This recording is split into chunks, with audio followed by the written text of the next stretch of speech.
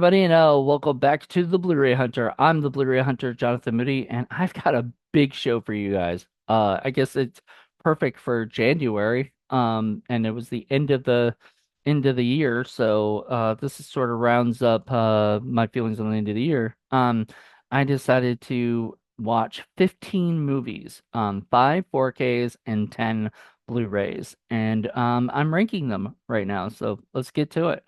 Uh, First off, okay, I don't even need that because I'm just gonna go through whatever. So number 15 is from the Greg Araki thing, and if you remember, I did Nowhere the last time. This time I did Totally Effed Up, and I gave it how many stars did I give that one? I think I gave it 2.5 stars. Yeah, so that one got 2.5 or 2 stars, not even 2.5, 2 stars. And I was not a big fan of this one. So this is my least favorite period. I really honestly it was not good. I think I talked about it on my letterbox, but like my idea of it was that I understand it's indie, and it was Greg Araki, and I love Greg Araki. I love Nowhere. I remember loving Doom Generation, and Mysterious Skin is like one of my favorite films he's ever done. I think he's a great director. I think this was one of his first outings, and I think he got better and better as he went along. But this is definitely my least favorite movie I've ever seen of his. And I'm even worried to see like I think he did a movie called like The Living End or something, and I'm not sure if I want to see that movie after watching this because this was just not this is very amateurish and boring and not what I wanted to see, and I just wasn't a fan. But I'm happy to have it in my collection. I think there's like interviews and stuff, so I'm cool with that. All right, next, number 14 is, here you go, is Spiral. Also a movie I was not a fan of. If you watch my review of it on Horror Film Lovers for Mainstream Monday coming up. I give you I let you guys know more about that, my feelings on it, but unfortunately, I was not a fan. I just didn't like it. I just felt like Chris Rock joked too much in the movie and I couldn't take him seriously. And I most of the time I just felt like he was not very good. Like, he just, I don't know. Like, I know he made it for himself, but just wasn't for me. It wasn't my cup of tea. Speaking of also not my cup of tea, is Bad Lieutenant. Now, interestingly enough, Bad Lieutenant's not a bad movie. It's not a not well made movie.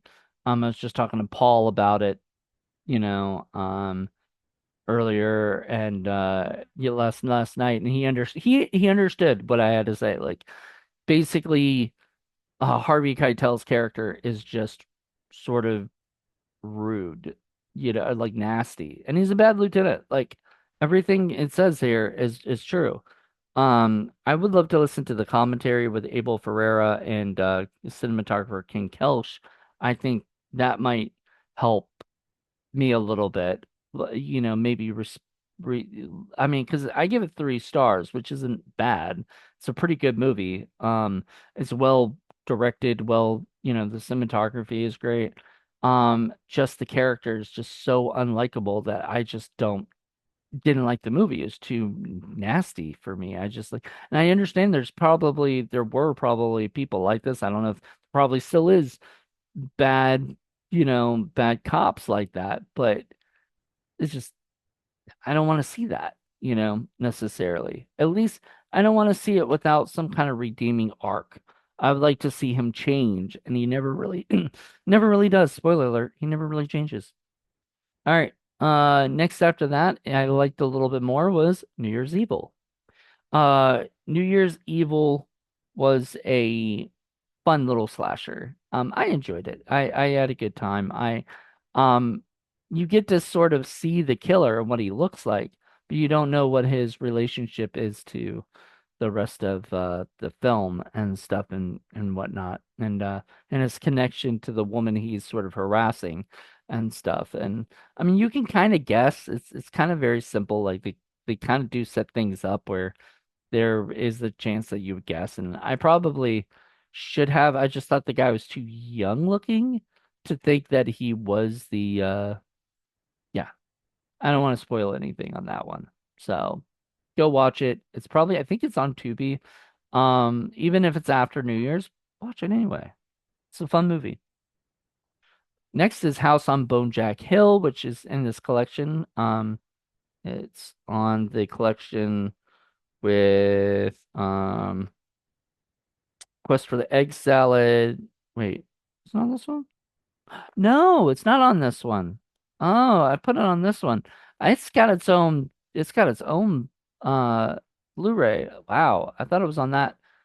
Dang, no, it's got its own Blu-ray. It's somewhere in my collection there. But it's got House on Bonejack Hill and Chronicles from Bonejack High. And my friend and I watched House on Bonejack Hill. It's short, it's sweet, it's to the point. I liked it. I had fun. I enjoyed it. It was cute. There were moments that were very Chris Seaver, and I don't remember watching it, and I don't remember liking it as much as I did on that. So it's a lot of fun. I highly recommend it if you're a Chris Seaver fan. Another Saw movie in my thing is Jigsaw, and that is on this collection right here. So,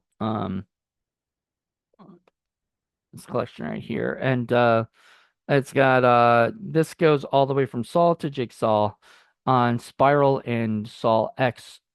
And Saw X I'm planning to review this month, and then that video is going to be out later this month and whatnot, and you'll see what my thoughts are on Horror Film Lovers Mainstream Mondays. But this, you know, was fun. It was it was okay. It wasn't my favorite. It wasn't my favorite Saw movie, and but it wasn't my least favorite. Obviously, Spiral was more of a least favorite than that one was. I think honestly, Spiral is probably one of my least favorite Saw movies. All right, next is True Believer. So I got that. It's got James Woods and uh Robert Downey Jr. It's a courtroom drama slash thriller. I had a fun time with it. It was my first time watching it. I just enjoyed it. It was a good movie. Just very well done and enjoyable. So these are getting into the ones I actually like, and enjoy. So there you go. After what after Bonejack Hill and Jigsaw, ones I'm starting to enjoy. Next is what number is that for Asphalt Jungle is number 8. Oh, geez, yeah. Number 8 is Asphalt Jungle. This is a Criterion film. I liked it. I think the movie The Killing is much better and also stars Sterling Hayden, directed by Stanley Kubrick. This is John Huston, who fantastic director. I really I enjoyed the look. I enjoyed the heist. I enjoyed all of it. I had a fun time with this movie. It was just fun. It was a fun, enjoyable movie. Speaking of fun and enjoyable, Black Christmas, the original Black Christmas. I watched this on 4K. It looked beautiful. And then sadly, Olivia Hussey passed away. Kind of sad, like right after Christmas. She passed away, and it's kind of really bummed because I had a fun time watching her, rewatching her in this and everything. So kind of rest in peace, Olivia. But I had a good time. It was Margaret Kidder, who also has passed away, and directed by Bob Clark, who's also passed away, not this year. But it's oh man, John Saxon, man, I almost wonder if everybody in this movie has passed. That would be It'd be interesting to find out.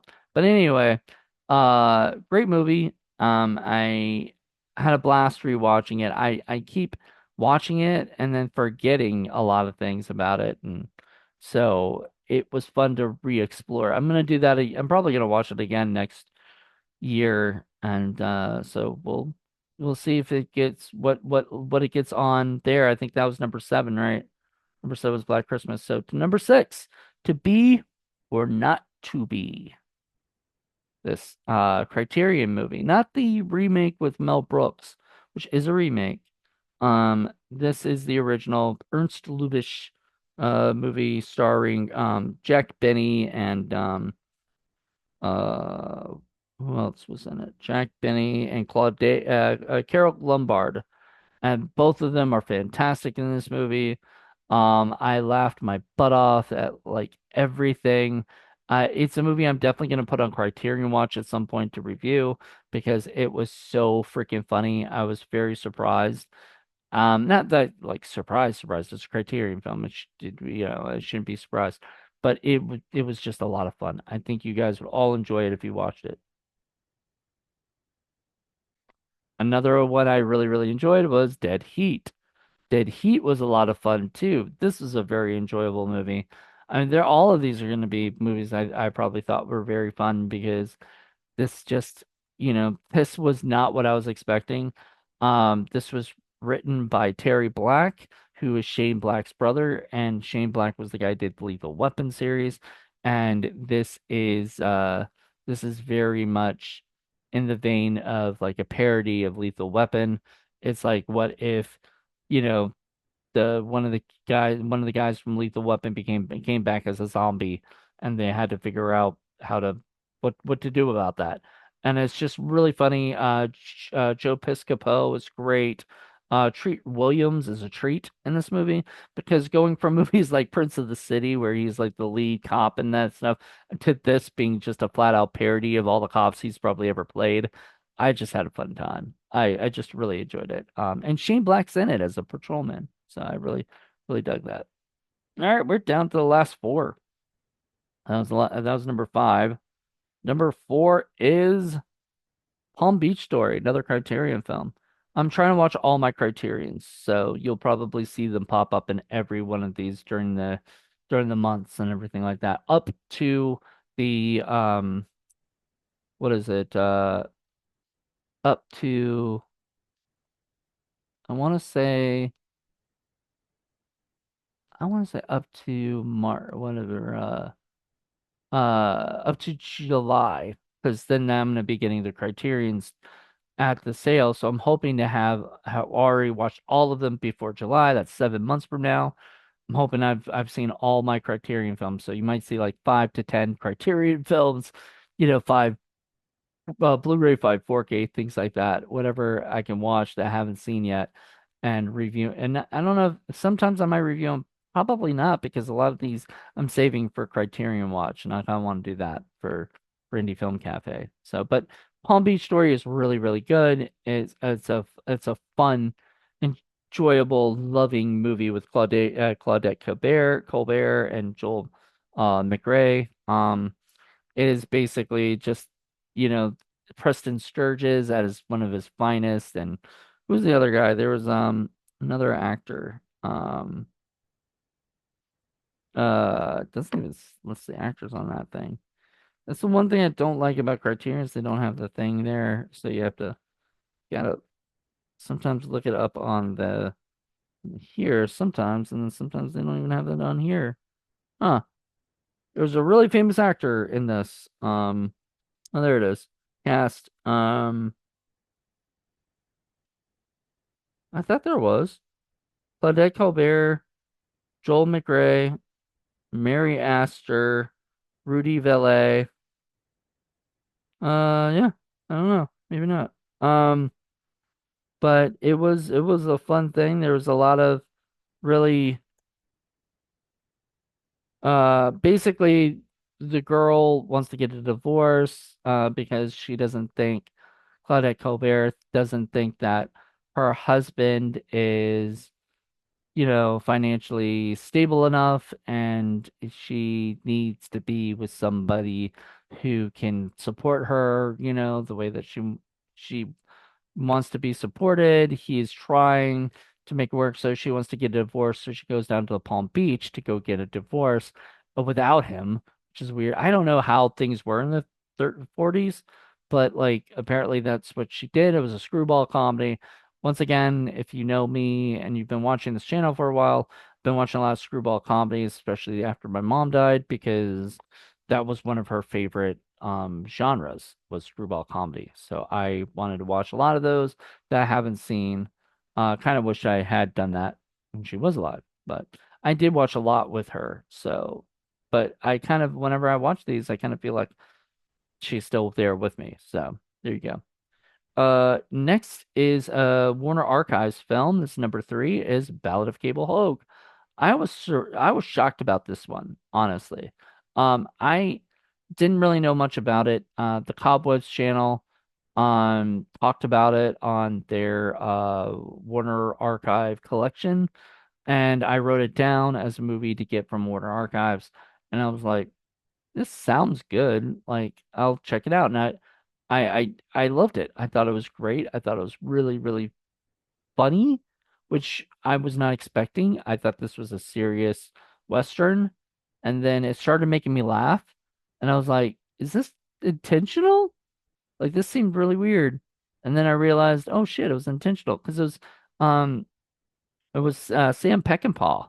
And like I've only known him for serious movies, so I was expecting this to be another serious, gritty, kind of movie, and this is more goofy and silly and fun. And I really liked it. The idea that this guy stumbles across like a water thing and he starts making a business out of it. And it's like, and people can stop on their way through the desert and they see, basically he's their truck stop, whatever. And it's just it's and he's waiting for revenge on these guys. And oh man, it's a really good movie. I think I may end up putting this on Film Freaks at some point. Because I really, really enjoyed watching this, and I definitely want to do a real review of it with somebody else, and that'll probably be Paul, who I think would really enjoy this movie. Um, and if you know me, I'm not normally a Western fan, but I'm starting to get into them. I wasn't a Western fan when I was growing up as a kid. And so for the longest time, I always put Westerns on the back burner because I just didn't like them when I was younger. And I always kind of felt like they were all the same. Like, usually it's two gunslingers who want to meet up at the OK Corral and have a shootout and stuff like that. And I'm tired of that. Like, I want things like that. Like that is my kind of Western where it is not your typical Western and stuff. It has a lot of the tropes that typical Westerns do. People go in saloons, people, all this stuff, but it was not your typical Western, and I really enjoyed that. My number two movie, uh, kind of a shocker in a way because, I mean, I guess this is probably one of my favorites coming up, but as Mother. Albert Brooks's Mother. I really, really, really enjoyed this. I gave it, I think, 5 stars, and I had a fun time with this movie.